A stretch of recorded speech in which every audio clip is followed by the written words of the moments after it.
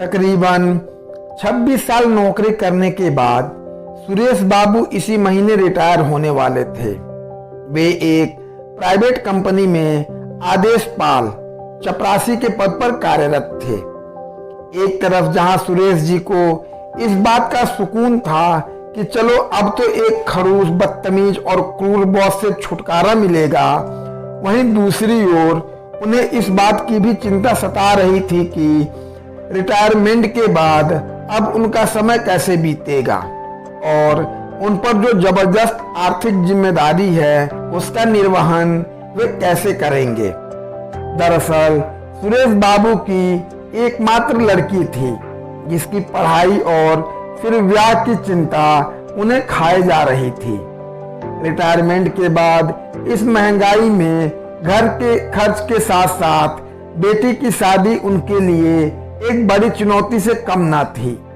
ऊपर से उनकी बीमार पत्नी के इलाज का खर्च अलग से मुंह बाए खड़ा था। हालांकि लगभग 60 कर्मचारियों वाले उस दफ्तर में अपने सुप्रीम बॉस सहित कुछ लोगों के बुरे बर्ताव के कारण वे मन ही मन बड़े दुखी रहते थे। फिर भी जब महीने की 1 तारीख को उनके हाथों पर उनकी तनख्वाह आ जाती थी तब उनका सारा दुख दर्द फुर हो जाता था। सुरेश बाबू खुद भी शारीरिक रूप से दुरुस्त न थे। उनकी याददाश्त तो कुछ कमजोर हो ही चली थी। उनका अब हाथ भी कांपने लगा था। न चाहते हुए भी कुछ न कुछ गलती अक्सर उनसे भी हो ही जाती थी। वे कभी दफ्तर की सफाई करना भूल जाते तो कभी चाय में चीनी डालना, कभी कभार तो गंदे गिलास से ही किसी कर्मचारी को पानी पिला देते थे, जिसके लिए उन्हें कुछ न कुछ भला बुरा सुनना पड़ता था। फिर भी सब कुछ चलते जा रहा था। आखिरकार वो दिन भी आ ही गया जिस दिन सुरेश बाबू का दफ्तर में आखिरी दिन था। सुरेश जी वक्त से कुछ पहले ही दफ्तर पहुंचकर अपने नियमित कार्य में जुट गए। सब कुछ रोज की तरह ही था, बस आज दफ्तर में खामोशी कुछ ज्यादा थी। शाम में जब आखिरी बार दफ्तर से घर जाने का वक्त हुआ तो सुरेश बाबू ने टूटे मन से सोचा कि अंतिम बार खड़ूस बॉस के केबिन में जाकर उससे मिल लिया जाए, लेकिन उन्हें बताया गया कि अन्य कर्मचारियों के साथ बॉस एक जरूरी मीटिंग कर रहे हैं। फिलहाल उन्हें कुछ देर इंतजार करना होगा। 2 घंटे इंतजार के बाद भी जब मीटिंग खत्म नहीं हुई तो सुरेश बाबू मन ही मन चिढ़ गए और बॉस को कोसने लगे। साला क्या अहंकारी आदमी है, सिर्फ 1 मिनट के लिए मुझे बुलाकर मिल लेता, अकड़ू साला। अंत में मायूस होकर सुरेश बाबू ने बिना बॉस से मिले ही अपने घर लौटने का मन बना लिया। ठीक तभी किसी ने आवाज दी, साहब तुम्हें बुला रहे हैं।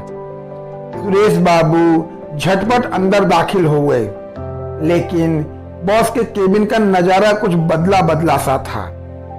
सुरेश जी को देखते ही सभी कर्मचारियों ने जोर से ताली बजाकर उनका गर्मजोशी से स्वागत किया।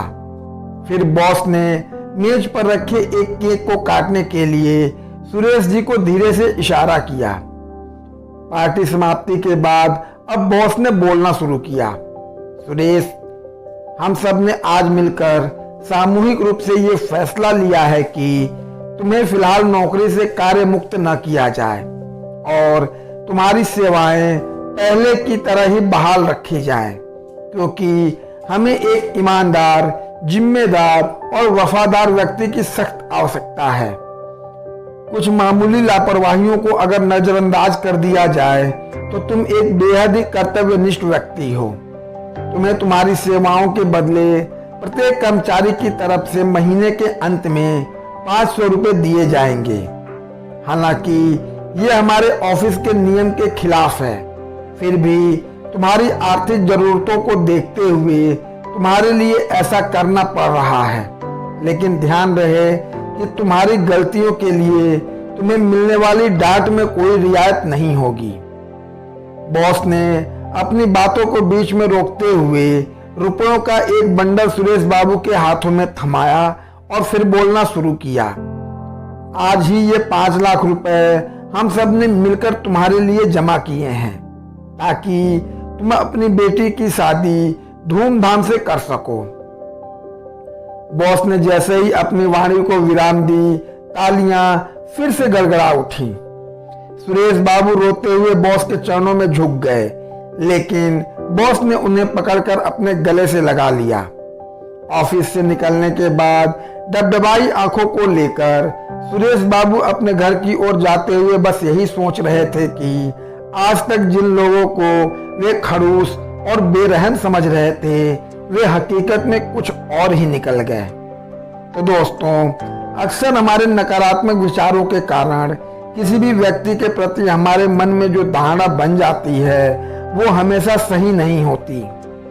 कभी कभी लोग इतने भी बुरे नहीं होते जितने हम उन्हें मान बैठते हैं। धन्यवाद।